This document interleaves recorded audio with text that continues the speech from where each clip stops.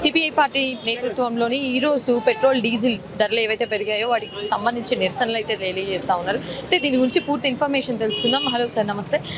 పూర్తిగా కూడా ఈరోజు మీరు పెట్రోల్ డీజిల్ పై పెరిగినటువంటి ధరలని పైన నిరసనలు తెలియజేస్తూ ఉన్నారు. ఎందుకని చెప్పేసి ఇది సామాన్యుడి మీద భారం పడుతుందని చెప్పేసి అని అంటా ఉన్నారు. సో మీరు ప్రభుత్వాన్ని ఏం ప్రశ్నిస్తా ఉన్నారు? ప్రభుత్వానికి అనేక సందర్భాలలో సిపిఐ పార్టీగా ప్రపోజల్స్ పెట్టడం జరిగింది, డిమాండ్ చేయడం జరిగింది. మనము ఏ దేశంతోనైనా ఒప్పందాలు చేసుకునేటప్పుడు ఆ దేశం మన దేశానికి ఏ రకమైనటువంటి స్నేహపూర్వక వాతావరణం ఉన్నదో దాన్ని బట్టి ఒప్పందాలు చేసుకోవాలని చెప్పడం జరిగింది.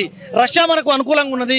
రష్యాతో ఇవాళ ఆయిల్ కొనాలనే ఒక ప్రపోజల్ వచ్చినప్పుడు అమెరికా ట్రంప్ సర్కార్ చెప్పినట్టు మోడీ వ్యవహరించడం మూలంగానే మనం అనేక ఇబ్బందులకు గురవుతా ఉన్నాం.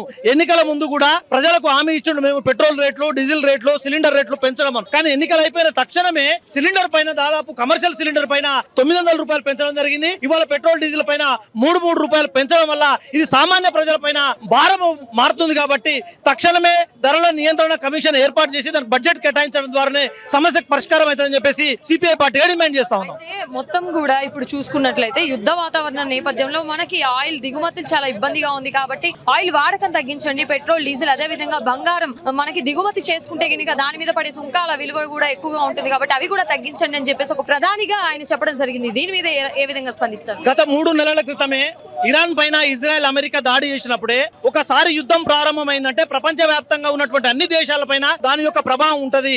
అది ఆయిల్ కావచ్చు, పెట్రోల్ కావచ్చు, డీజిల్ కావచ్చు, నిత్యావసర వస్తువుల ధరలు కావచ్చు, అన్ని పెరుగుతాయి. కాబట్టి మేము యుద్ధం వద్దని చెప్పేసి పెద్ద ఎత్తున రోడ్ల మీద కూర్చొని రావడం జరిగింది. ఆనాడు ఇదే బీజేపీ నాయకులు ఎక్కడో యుద్ధం జరిగితే మీరు ఇక్కడ ఎందుకు మాట్లాడుతున్నారు, అవసరమైతే మీరు ఇరాన్ వెళ్ళండి అని చెప్పేసి మా మీద తిట్ల దండకము వాళ్ళు అక్కడ నుంచి చెప్పడం జరిగింది. ఇవాళ రేట్లు పెద్ద ఎత్తున పెంచారు. ఎందుకు పెంచారంటే పశ్చిమాసియాలో యుద్ధం జరిగింది కాబట్టి యుద్ధం మూలంగా పెంచమని చెప్తా ఉన్నారు. మేము ఎప్పటి నుంచో చెప్తా ఉన్నాం, ఇరాన్ గత కొన్ని సంవత్సరాలుగా భారతదేశానికి మిత్ర దేశము. కాబట్టి ఆ మిత్ర దేశంతో మద్దతుగా నిలబడాల్సిన బాధ్యత భారత ప్రభుత్వం పైన ఉన్నది. కానీ ఇవాళ అమెరికా చెప్పినట్టు వినడం మూలంగానే ఇవాళ ఈ సంక్షోభానికి కారణమైంది.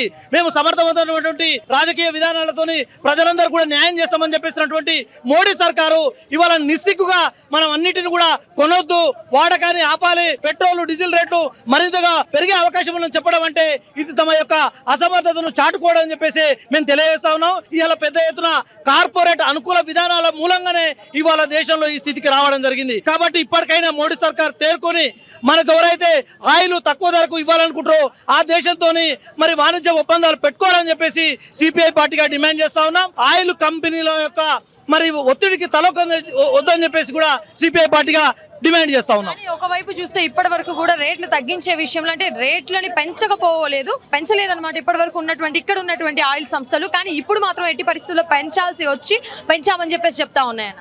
అంతర్జాతీయ మార్కెట్లో క్రూడ్ ఆయిల్ ధరలు తగ్గినప్పుడు కూడా ఇక్కడ పెద్ద ఎత్తున కూడా ధరలు పెరిగినాయి. మరి అప్పుడు ఎందుకు తగ్గించలేదు? ఇవాళ అక్కడ పెరిగినాయి కాబట్టి ఇక్కడ పెంచుతామని అంటారు. అక్కడ తగ్గినప్పుడు మాత్రము ఇక్కడ తగ్గించలేదు. ఆనాడు పెద్ద ఎత్తున ఆయిల్ కంపెనీలు, కార్పొరేట్ దిగ్గజాలు పెద్ద ఎత్తున ప్రజల నుంచి దోసుకోవడం జరిగింది.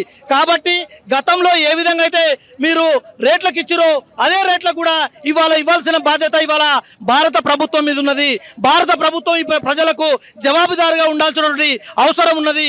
ఇవాళ ఎక్కడో యుద్ధం జరిగితే మీకేందని మాట్లాడిన వాళ్ళందరూ కూడా సమాధానం చెప్పాలని చెప్పేసి సిపిఐ పార్టీగా డిమాండ్ చేస్తా ఉన్నాం.